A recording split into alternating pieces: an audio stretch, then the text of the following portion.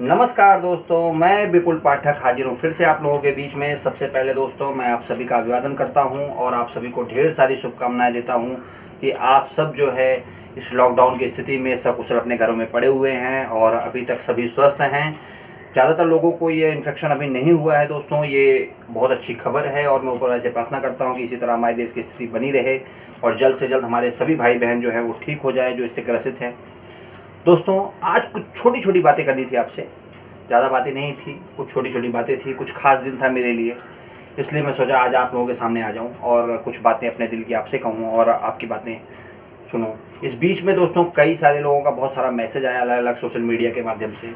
मैं उन सभी को तहे दिल से आभार व्यक्त करता हूं उनके प्रति कि वो सब ने जो है इस लॉकडाउन के पीरियड में मेरा बहुत साथ दिया और बहुत सारी शुभकामनाएँ भेजी। मैं उन सबको तहे दिल से धन्यवाद बोलना चाहूँगा दोस्तों पिछले दिनों में कुछ वाक़या ऐसे भी हुए हैं जिनके बारे में बात करना चाहिए हमें।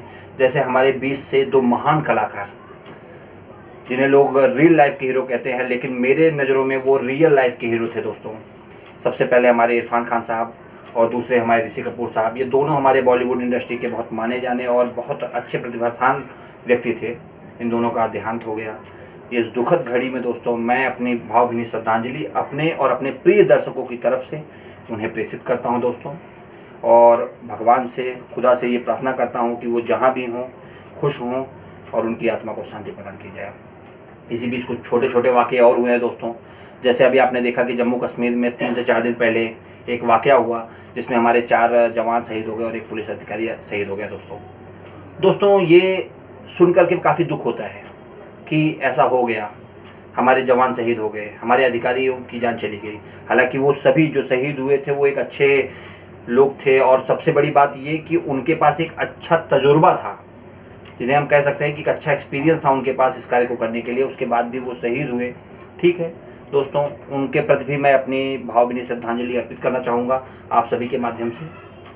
दोस्तों सबसे पहली बात ये कि आज मैंने 50 दिन पूरे कर लिए हैं लॉकडाउन में, और इस 50 दिन के दौरान मैं एक पल के लिए भी अपने घर से बाहर नहीं निकला हूँ दोस्तों। इस बात को कहते हुए कुछ पल के लिए मुझे दुख भी हो रहा है और कुछ पल के लिए मुझे खुशी भी हो रही है। अब आप सोच रहे होंगे इसमें दुख की बात क्या है या खुशी की बात क्या है। तो सबसे पहले आपको बताता हूँ दोस्तों कि दुख की बात क्या है। दुख की बात यह है दोस्तों कि मेरी तरह करोड़ों लोग जो है घरों में बैठे हुए हैं। उनके घर पे बैठने की वजह से दोस्तों उनके पारिवारिक स्थिति भी, आर्थिक स्थिति कमज़ोर हो रही है। साथ में ही उसका प्रभाव उनके राज्यों के ऊपर पड़ रहा है, जिससे उनके राज्य की स्थिति कमज़ोर हो रही है, और अंततः इसका प्रभाव हमारे देश के ऊपर पड़ रहा है, जिससे हमारी देश की आर्थिक स्थिति कमज़ोर हो रही है। इस चीज़ पर अगर हम विचार विमर्श करें तो मुझे लगता है कि कहीं ना कहीं हमें दुखी होना चाहिए कि हमारा देश जो है उसकी आर्थिक स्थिति कमज़ोर हुई है, जिसका सीधा प्रभाव हमारे ऊपर पड़ सकता है। ये तो हो गई दोस्तों दुख की बात। अब आप सोचोगे खुशी की बात क्या है। दोस्तों मैंने पिछले दिनों में ये ऑब्ज़र्व किया है, जब मुझे ये खबर मिली जम्मू कश्मीर की कि हमारे जवान जो है सेना में हर साल कई 100 जवान शहीद हो जाते हैं। दोस्तों आपको पता है वो जवान वहाँ क्या करने जाते हैं। दोस्तों वो जवान वहाँ जा कर के हम सब की, यानी हम सब सिविलियंस की रक्षा करने के लिए वहाँ जाते हैं और वहाँ जा कर के हमारी रक्षा करते हैं।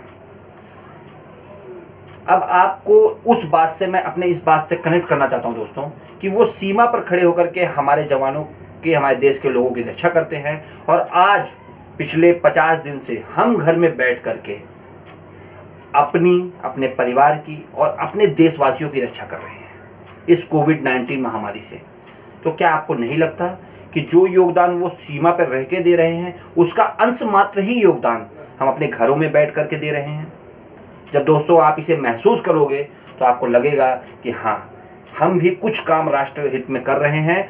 और मैं सभी से विनम्र निवेदन करूंगा कि आप सभी जिस तरह इस समय तक लॉकडाउन का पालन किया है उसी तरह आगामी समय में भी लॉकडाउन का पालन करें, जब तक हमारी सरकार की तरफ से कोई अगला दिशा निर्देश नहीं आ जाता है। इस दौरान दोस्तों एक पावन पर्व जो है हमारे मुस्लिम भाइयों का चल रहा है, रमज़ान, मैं उन्हें भी तहे दिल से आभार व्यक्त करना चाहूँगा, क्योंकि जिस शांतिपूर्ण तरीके से, सौहार्दपूर्ण रूप में उन्होंने ये अपना त्यौहार मनाना शुरू किया है दोस्तों, इसे देख करके, इसे महसूस करके बेहद खुशी होती है कि हमारे हिंदुस्तान की लड़ाई में आज हर एक हिंदुस्तानी, वो चाहे किसी भी समुदाय का हो, चाहे किसी विशेष समुदाय का वर्ग का हो, वो सब ने अपना पूरा सहयोग प्रदान करने की कोशिश की है दोस्तों। इसके लिए भी मैं उनके प्रति अपना आभार व्यक्त करना चाहूँगा, क्योंकि वो लोग भी हमारे देश के राष्ट्र हित में बहुत बड़ा योगदान आज निभा रहे हैं। इसी के साथ जो कोरोना वॉरियर्स हैं दोस्तों, जैसे पुलिस वाले अधिकारी हो गए, डॉक्टर्स हो गए, हमारी नर्सेज बहनें हो गई, पैरामिलिट्री फोर्सेस हो गए, पैरामेडिकल स्टाफ्स हो गए दोस्तों, ये सारे जितने भी कोरोना वॉरियर्स हैं, अभी आपने देखा कि हमारे मोदी जी ने इनका आभार व्यक्त किया है। हमें भी कहीं ना कहीं दोस्तों ये महसूस करना चाहिए कि आज हमारे देश की जो स्थिति है, कोविड-19 आने की वजह से ये स्थिति और भयंकर हो सकती थी, किंतु आज भी हम जो है उतने बिगड़े हुए स्थिति में नहीं हैं जितनी बिगड़ी हुई स्थिति में अमेरिका, इटली या दुनिया के दूसरे देश हैं, यूरोप कंट्रियां हैं। उसकी वजह दोस्तों जो है वो ये सब जो कोरोना वॉरियर्स हैं उनका विशेष योगदान है दोस्तों।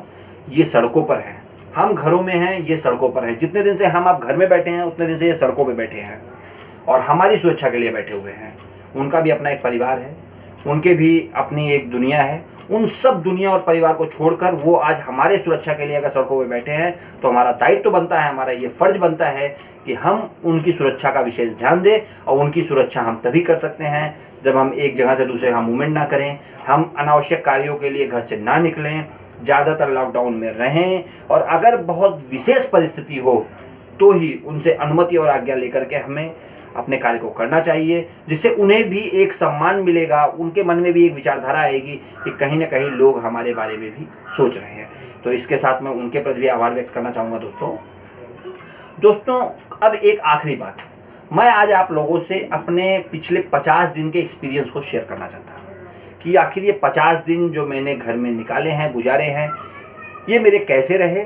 और अगर मुझसे कोई संक्षेप में इसका एक कंक्लूजन पूछे तो मैं वो बताना चाहता हूँ दोस्तों। आपको पता है जब दुनिया चालू हो जाएगी, जब दुनिया में सारी अर्थव्यवस्थाएं चालू हो जाएंगी, सब अपने काम में लग जाएंगे, तो ज़िंदगी जो है वो घड़ी की सुइयों की तरह हो जाएगी, जो सिर्फ टिक टिक टिक करके ख़त्म होती चली जाती है। क्या आज ज़िंदगी नहीं ख़त्म हो रही है? ज़िंदगी आज भी ख़त्म हो रही है दोस्तों। लेकिन मुझे अब ये एहसास हो गया है और इसको मैं बहुत खुशी के साथ ये कह सकता हूँ कि मैं जब भी सड़कों पर उतरा करता था, जब भी मैं काम पे जाया करता था, तो उसका एक ही औचित्य हुआ करता था दोस्तों कि मेरा परिवार खुश रहे, पैसे की तंगी ना हो, किसी तरह की आर्थिक स्थिति हमारी कमज़ोर ना हो और जिससे मेरा परिवार खुश होगा। मेरे दिमाग में ये बातें थी कि पैसा होगा तो सब कुछ होगा। लेकिन आज मैं बेहद खुशी के साथ और अपने इस बात को झूठा साबित करते हुए कहना चाहूँगा दोस्तों कि परिवार की खुशी जो है दोस्तों पैसों से नहीं होती, परिवार की खुशी आपके साथ है। और इस 50 दिन में मैंने ये महसूस कर लिया है कि मेरे परिवार की जो सच्ची खुशी है वो मैं हूँ, ना कि पैसा। और आप लोग भी इस चीज़ को महसूस कर सकते हैं अगर आप अपने परिवार के साथ एक अच्छा समय बिताएं, उन्हें समझने की कोशिश करें, आपके उनके बीच में जो भ्रांतियाँ हैं उन्हें दूर करने की कोशिश करें। मुझे पूरा विश्वास है दोस्तों कि आप भी ये महसूस कर पाएंगे कि आपका परिवार जो है वो सिर्फ आपका परिवार है और उसे सिर्फ आपकी ज़रूरत है, किसी और की नहीं दोस्तों। तो बस इसी के साथ मैं अपनी वाणी को विराम देना चाहूँगा दोस्तों। फिर जल्द से जल्द मिलेंगे। एक बार आखिरी बार फिर से कहना चाहूँगा कि घर में रहिए, स्वस्थ रहिए, अपने हाथों को समय समय पर सैनिटाइज करते रहिए, लॉकडाउन का पूरी तरह पालन कीजिए, अनावश्यक ना हो तो घर से बाहर ना निकलें और उचित दूरी बनाए रखें, सोशल डिस्टेंसिंग मेंटेन करें। और आखिरी बात दोस्तों, जो सोशल मीडिया के द्वारा अफवाहें फैलाई जा रही हैं उन अफवाहें से दूर रहिए, क्योंकि WHO ने भी कहा है कि पैंडेमिक से ज़्यादा खतरनाक इन्फोडेमिक है दोस्तों। ये अफवाहें जो है लोगों को लड़ाती हैं, लोगों को मारती हैं और उनके मन में एक घृणा की भावना पैदा करती हैं। तो मैं फिर से आपको कहना चाहूँगा कि जो अफवाहें हो दोस्तों उनसे बेहद दूर हो जाइए। अगर कोई चीज़ आपको तथ्य सत्य भी लग रहा है तो उसे औरों को मत भेजिए, आप उन्हें अपने तक रखिए। हो सकता है इससे आने वाले समय में आप कई लोगों की ज़िंदगी और जानें बचा सकते हैं। तो इसी के साथ अपनी वाणी को विराम करता हूँ। जय हिंद, जय भारत।